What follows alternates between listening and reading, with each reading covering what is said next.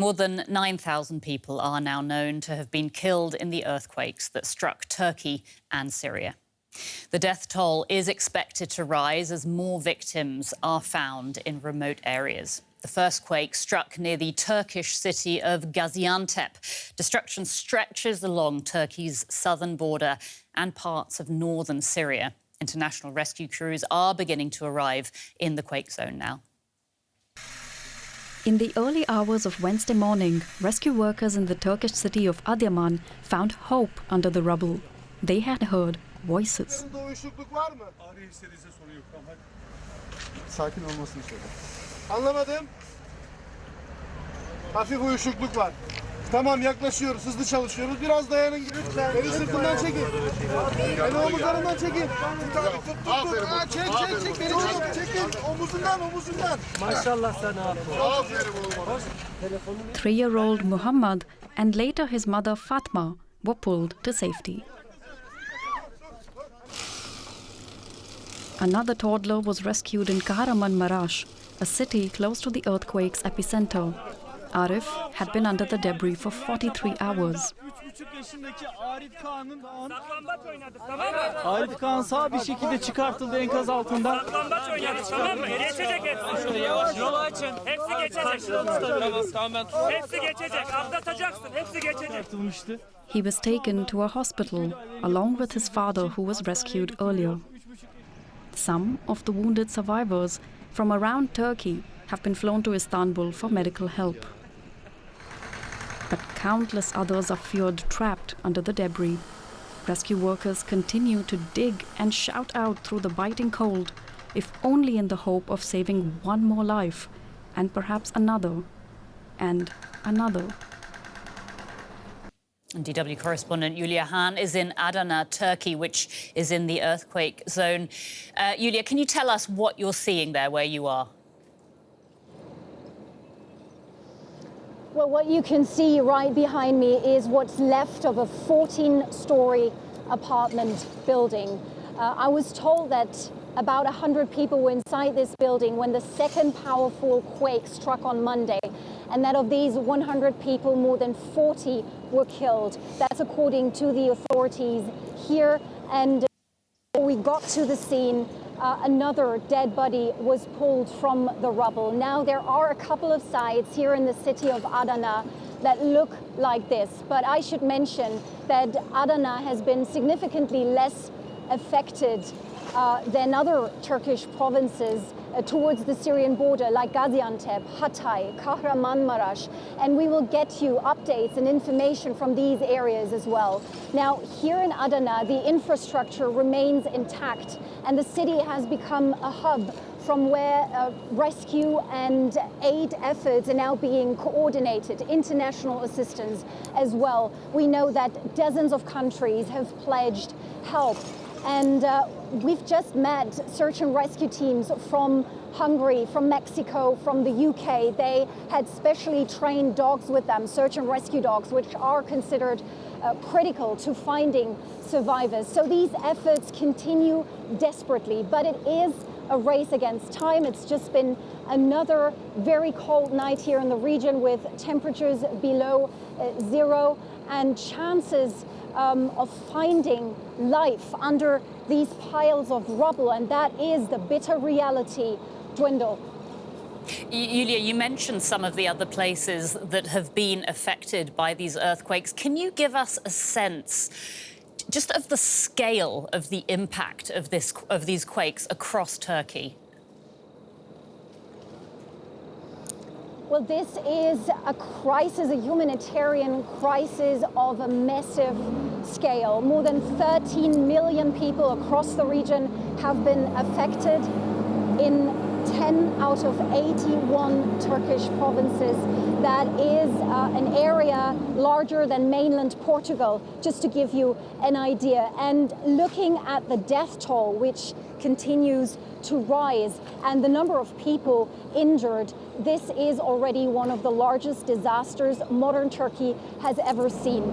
Turkish authorities say they have dispatched more than 60,000 rescue workers to the region. Now add to that all the international aid that's pouring in, but the task these workers are facing across the region just seems overwhelming. I mean, I mentioned there are very hard-hit areas in Hatay, for example, and Antakya and Gaziantep, where people say they have received no help at all, or help came way too late. There are people who have no electricity, no food, no water, no gas, no nothing.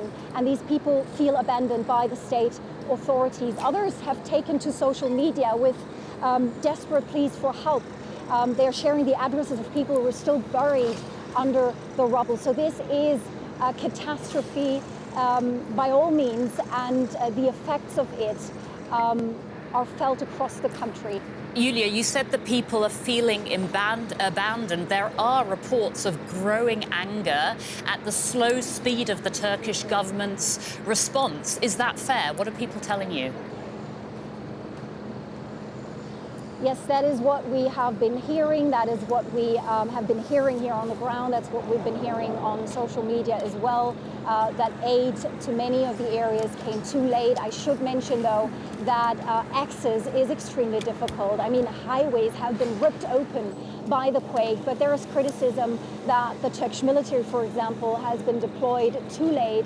There is also criticism towards the government in the sense that the government of President Erdogan has prioritized growth through the construction sector in the last years, and that building safety standards in many cases have not been implemented because there are structures that have withstood these tremors, but thousands of buildings have just collapsed in an instant, and there are more than 11,000 buildings, I believe, that are currently at risk of collapsing. And yes, that is, first of all, causing despair and fear. Many people are still sleeping in their cars because they say their buildings are just not safe.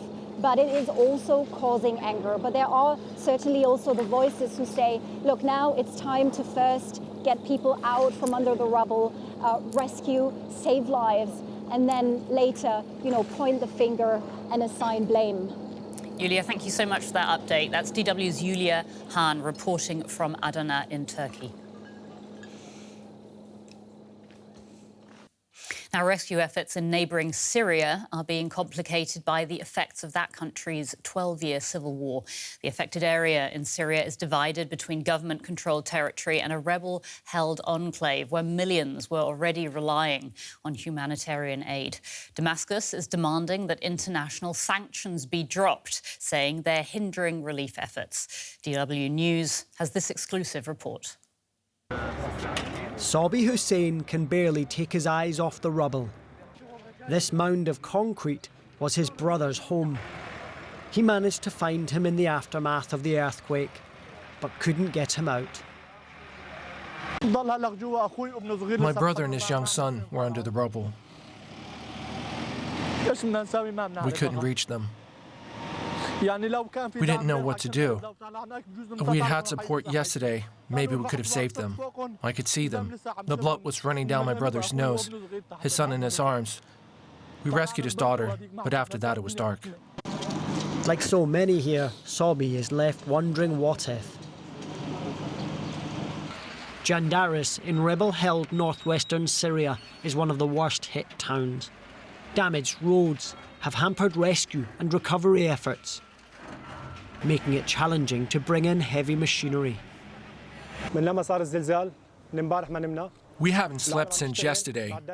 People here are working with primitive tools. There's no heavy equipment, and the civil defense teams are working. Many families are under the rubble.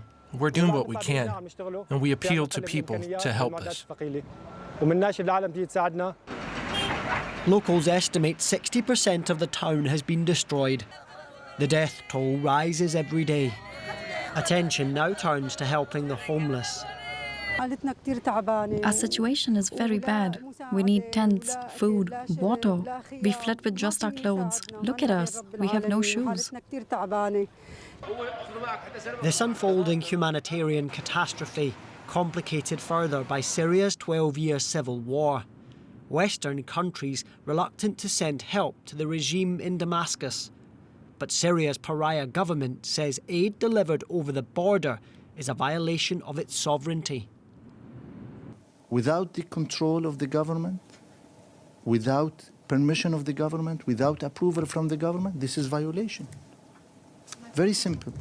The UN has called on the international community to put politics aside. Peace building support. There's goodwill on all sides, but you know you're dealing here with a catastrophe on top of a humanitarian crisis that already existed. Back in Syria, cheers erupted as rescuers managed to pluck a whole family from a collapsed building. Father, daughter, and son. Something to lift the spirits in dark days. Joining us now is Ismail Al-Abdullah, who's a volunteer for the White Helmets as a civil defence and rescue group operating in areas outside of government control in Syria. He's in Idlib in the country's northwest, which was among the worst hit areas. Ismail, thank you so much for your time. Can I ask you to describe the current situation for us where you are? It's a horrible situation, tragic situation. We're working on more than 100 sites. Each site includes 3 or 4 buildings. Tens of families under the rubble. We're working all what we can. We're working in full capacity, and we're doing everything we can to save everyone. But our limited capability and our limited equipment, as you mentioned in your report, we don't have this power to reach everyone from under the rubble. Yes, we saved many people from under the rubble, alive and healthy. Last of them, a guy a minute ago from west of Idlib. He is alive and healthy. But those who injured also need medical care. They need medical supply. They need hospitals to receive them. In each side, we have actually we're facing many difficulties in general. Most of this difficulty, the lack of equipment and the aftershocks that after we have aftershock that may lead also to collapse other buildings. The situation is very horrible. We're doing our best. We working 24 hours, non-stop working. Operations are going on to rescue the people, but the lack of this equipment, the lack of what we need the support from everywhere right now to maybe we can save those who are trapped now. We're taking the time to save them. Ismail, can I ask you, you've made very clear that you do not have enough equipment. How are you working? Is it mainly using bare hands to try and find people under the rubble? We're using our primitive equipment, so our hands, everything that we have. Before, when we respond to bombing during the last years, we used to have we needed just maybe 5 to 10 heavy equipment. By the big number of sites that include hundreds of collapsed buildings imposed on us, and we have to bring a big number of heavy equipment to respond and to save and to work. You've said that you are still finding people. Do you have any hope of finding many more survivors? Obviously, the clock is ticking. We're racing the time to save, and we hope, and we have hopes that we will save others alive, and we will. And as every day we're saving people, every day we're saving kids from under rubble alive. You know, and those dark hours, dark days, we're saving, but we're losing time. If we will respond to everyone and we will save everyone, we need help, we need support, immediate support, not after a week or 2 weeks or 3 weeks. You saw the largest scale of damage in Jandaris. It needs international efforts to remove this mountain of rubble. Can I ask you, I believe that you've been working with the White Helmets for about 10 years now. In that time, you've assisted in more than 1,000 rescue missions. How is this situation different to what you've seen before? It's totally different.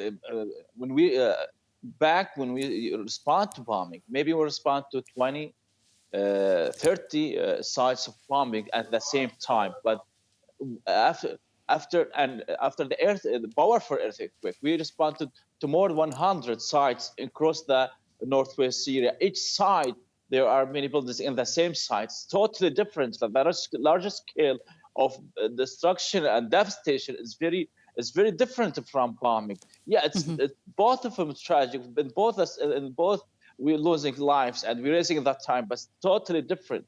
Ismail, it's bigger than the bombing. Can I ask you, this earthquake has struck a region that was already crippled by 12 years of civil war, with a population that, quite frankly, must be completely worn down. Can you explain or describe people's capacity to cope with something like this on top of everything else? The people here, they are already and were displaced from other parts of Syria. They had to live in houses damaged by the bombing, and now the earthquake destroyed those buildings. So now we have a big number of families who lost their houses, have no place to go. Some families decided to go to the IDP camps to feel safe, more safer than the buildings. And now those and a big number of the population here in Northwest Syria, they need shelter, they need food kits, they need supplies, they need mobile clinics to provide first aid for them. Those injured need special treatment, and maybe they need to open the gate to them to go to the hospital to Turkey, because we don't have enough hospital here to receive everyone and treat everyone. Ismail Al-Abdullah from the White Helmets in Syria, thank you so much for taking the time to speak with us here on DW.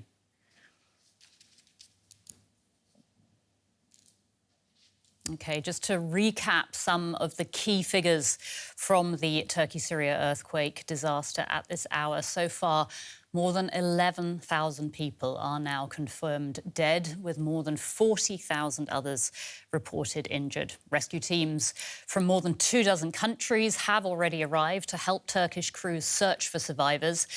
One World Health Organization official estimates that as many as 23 million people could be affected by the earthquake disaster. Well, for more on international aid efforts, we're joined now by the World Health Organization spokesperson, Christian Lindmeier. He joins us from Geneva. Thanks for being with us. Let's talk first about Syria. The situation there is desperate, but the political situation makes it difficult to get relief crews into the region. Can the UN help coordinate support despite sanctions? Yeah, thanks, Taylor. Thanks for having me. It is indeed a very tricky situation. While we do have already emergency medical teams on the ground in Syria, but of course, as your correspondent also said, the needs are vast, and there's only one official border opening into northwest Syria, and that is definitely not enough. Any material which could fly in needs to get on that one single road, which is also damaged, and border access is a problem. Syria is asking to bring all help through Damascus and into the areas, but there's a big question mark behind with all the diplomats whether this would work or whether it's a lost effort. So yes, the UN is working, and WHO is working with the authorities to get access, to mobilize the teams on the ground, of course, which are already on the ground and in Syria, and to bring more aid in. But it is a huge challenge. Looking at the quake zone as a whole, whether we're talking about Turkey or Syria, what are the main health concerns? Well, you have the immediate health concerns, of course, with all the trauma and shock injuries and which need treatment. But that's the immediate effect. Then you have even electroshocks from wires coming down and being on the ground or in the water. But we need to already think midterm, where we need, of course, blankets, anything to fight hypothermia, tents, food, fresh water, to avoid also any cholera outbreaks, because don't forget, we already had cholera incidents in northwestern of Syria. But in general, of course, Turkey is way more equipped and way better positioned because they have a very functioning and very well resourced emergency response system, and they are actually trained and used to run such operations. The challenge here is in northwestern Syria. We also need to think about really long-term care for mothers with young children or pregnant women about to deliver. We need to bring in regular aid to be able to fight the chronic diseases when all the healthcare facilities are damaged. We were able to bring already equipment in for 16 health facilities in Syria. But yeah, that is trickling aid for a population and people in need in the thousands. What role is the WHO playing in helping people in this situation? Because there are many different aid organizations involved.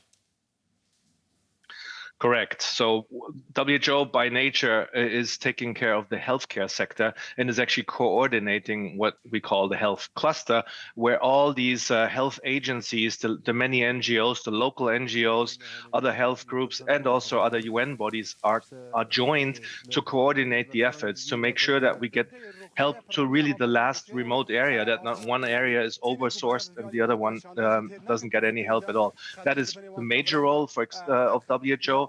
Also organizing with the governments and with the access points and the authorities to get access, to coordinate also the so-called emergency medical teams which have been trained and set up through WHO, coming from various countries in Europe, Spain, the US, France, Israel is part of that. So all these medical teams are ready or have been deployed already to help the people on the ground. We're also bringing in aid with planes from Dubai, 2 planes, one for Turkey, one for Syria. But again, that's an immensely important start, but we need much more. Okay. Christian Lindmeier, the spokesperson for the WHO, thank you so much. Thank you.